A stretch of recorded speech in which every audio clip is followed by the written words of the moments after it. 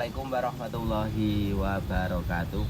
Sahabat Anam Jayalani dimanapun kalian berada, semoga selalu diberikan kesehatan, kelancaran, kemudahan, dan diberikan rezeki yang berlimpah.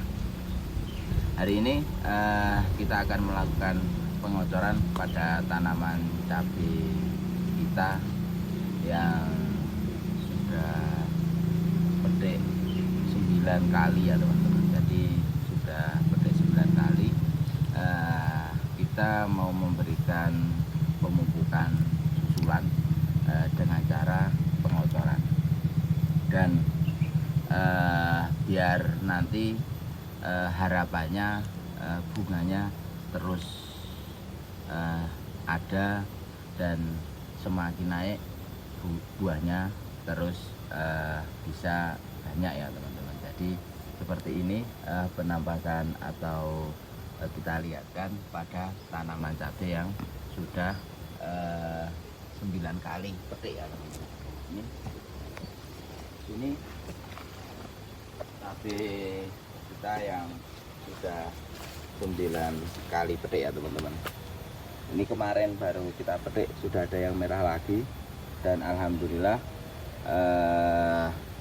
terus di sini ada buahnya. Di sini sudah disusul dengan buah yang masih muda.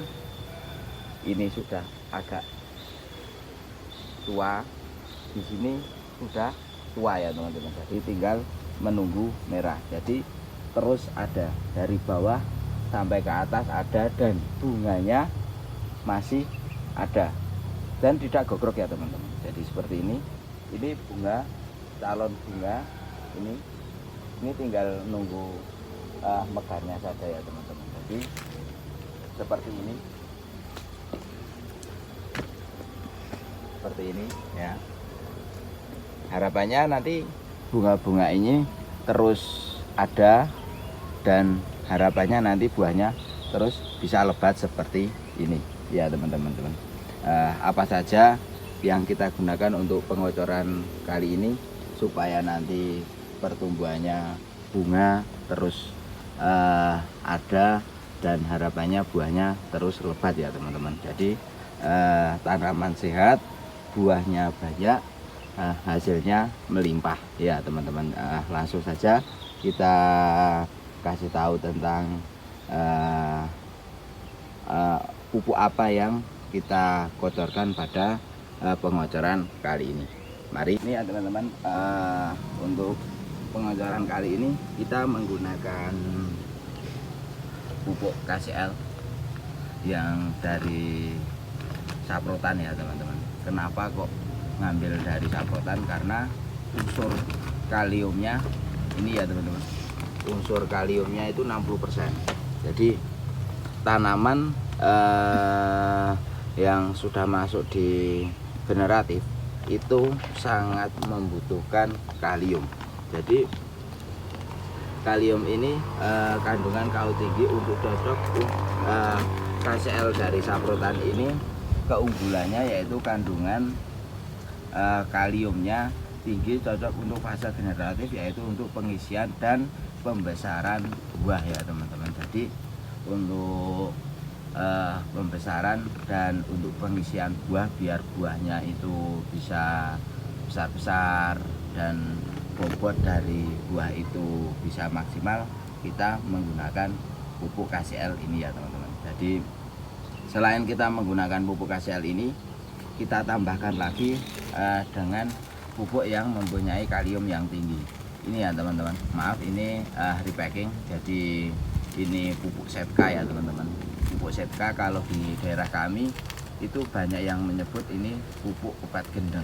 Karena apa? Karena ketika kalian atau yang saya gunakan, ketika saya menggunakan pupuk Setka ini, itu buahnya bisa lebat.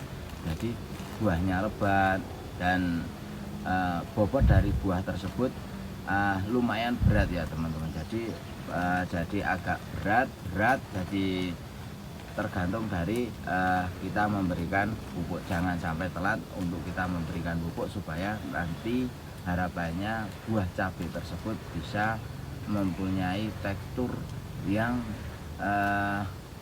kulitnya tebal, isinya itu banyak, dan bobot dari buah tersebut bisa maksimal. Kita menggunakan pupuk KCL dan ZK, serta kita ngambil nitrogennya dari nitrogen, fosfat, dan kalium juga. Kita menggunakan NPK grower itu karena nitrogennya sangat rendah, jadi nitrogennya kurang lebih 15%, dan fosfat dan kalium, ada fosfatnya dan kalium, karena tanaman itu selain membutuhkan kalium juga membutuhkan fosfat serta nitrogen serta kalium. Tapi dengan musim yang ekstrim seperti hari ini, itu jangan terlalu tinggi dan jangan terlalu berani menggunakan kandungan yang menggunakan nitrogen tinggi. Tapi kalau menggunakan kalium tinggi itu justru sangat dibutuhkan di tanaman yang memasuki musim memasuki generatif ya teman, pembuahan, supaya buah bunga bisa maksimal. Ini ya teman-teman, kita menggunakan KCL dari Saprutan, kita menggunakan pupuk ZK, dan kita menggunakan pupuk NPK grower ya teman-teman. Selain itu kita menggunakan ini ya teman-teman, asam amino. Kenapa kok menggunakan asam amino? Karena asam amino ini bisa membantu untuk memperkaya vitamin, dan asam amino ini untuk mencukupi kebutuhan selama satu periode penanaman. Jadi asam amino ini bisa digunakan untuk tanaman yang mengalami stres dan untuk mengantisipasi tanaman stres ya teman-teman. Jadi membantu mempercepat pemulihan keadaan tanaman yang terkena gangguan musim, misalnya kekeringan dan kebanjiran, dan bisa untuk meningkatkan pertumbuhan akar, tumbuhnya tunas baru, dan pertumbuhan tanaman itu sendiri, dan bisa meningkatkan produksi dan kualitas buah. Dan asam amino ini selain yang sudah saya bacakan tadi, itu dapat membantu mempercepat pemulihan tanaman yang terkena gangguan musim atau stres ya teman-teman. Jadi juga dapat meningkatkan pertumbuhan akar, batang, dan daun, sehingga secara keseluruhan tanaman akan dapat tumbuh dan berkembang secara maksimal.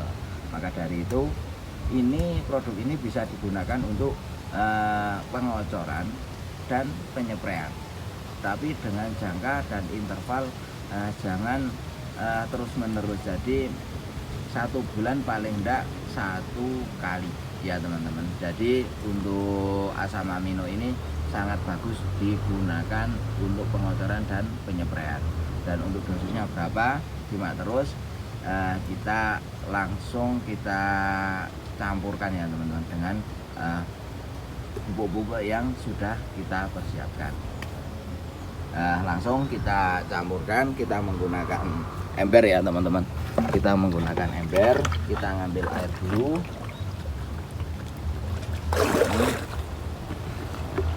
Kita ngambil air. Dan untuk dosis KCL ini, KCL ini ya teman-teman. Jadi bentuk dari KCL ini pril ya teman-teman, seperti ini KCL nya. Itu kita gunakan untuk alat yang kita gunakan itu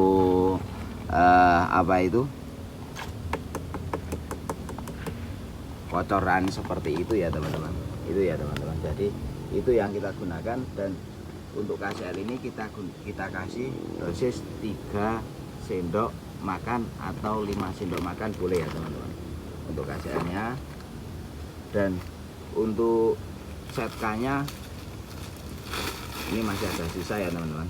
Untuk ZK nya kita gunakan cukup 1 sendok makan. KCL nya kita kasih 3 sendok makan atau 5 sendok makan, tidak apa-apa. Untuk ZK nya kita kasih 1 sendok makan. Dan untuk NPK granulnya kita kasih 2 sendok makan seperti ini. kita kasih 2 sendok makan seperti itu.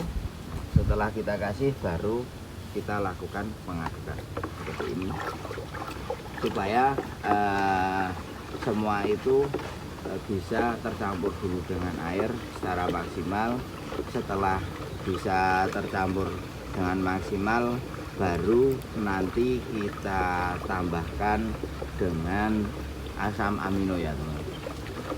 Jadi untuk teman-teman yang mempunyai tanaman kok tidak tinggi-tinggi, pendek, itu bisa dicoba menggunakan asam amino teman-teman. Kemungkinan besar tanaman teman-teman itu mengalami stres. Kadang ada yang kekurangan makanan, ada yang overdosis ya teman-teman. Jadi bisa menggunakan asam amino ini, karena produk dari asam amino ini itu sifatnya organik teman-teman, jadi aman untuk tanaman. Seperti ini kiranya sudah cukup ya teman-teman. Untuk takaran dari asam amino ini tidak menggunakan takaran ini. Untuk asam amino kita berikan 30 ml ya teman-teman. Kita berikan 30 ml untuk asam aminonya, karena ini sifatnya organik jadi aman teman-teman. Kita kasih banyak itu aman, insya Allah, biar mengurangi stres pada tanaman yang kita tanam. Ini kita aduk sampai benar-benar rata ya teman-teman, jangan terburu-buru.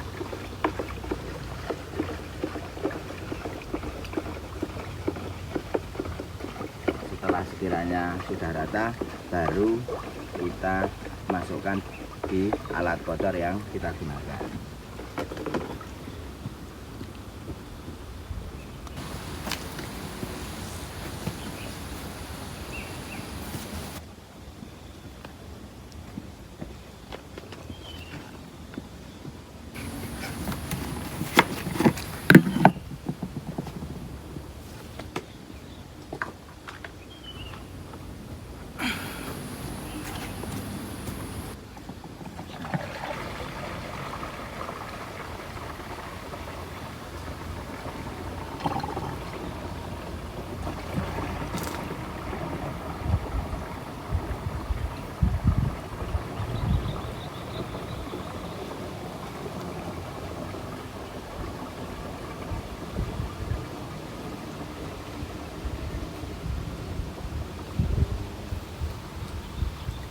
Ini kiranya sudah cukup ya teman-teman.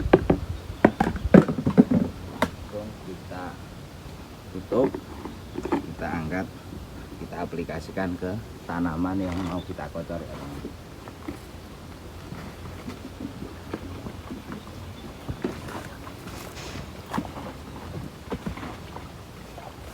Bismillahirrahmanirrahim.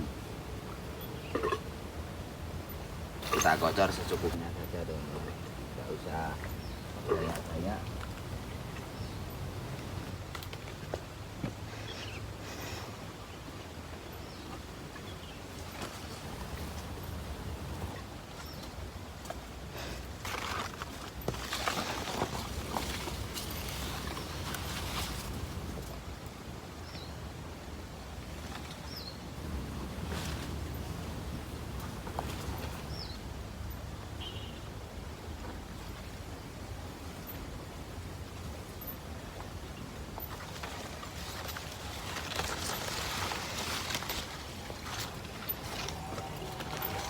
Seperti ini ya teman-teman. Jadi untuk pengocorannya seperti itu, dan untuk jarak pengocoran itu kurang lebih 2 minggu ya teman-teman. Jadi 14 hari boleh kita lakukan seperti ini, atau 1 bulan sekali juga boleh ya teman-teman. Jadi semakin sering semakin bagus, tapi juga harus diperhatikan untuk kebutuhannya apa dan lain sebagainya. Jadi kebutuhan yang dibutuhkan tanaman juga harus diperhatikan, selain kita menggunakan pengocoran yang kita sudah videokan ya teman-teman.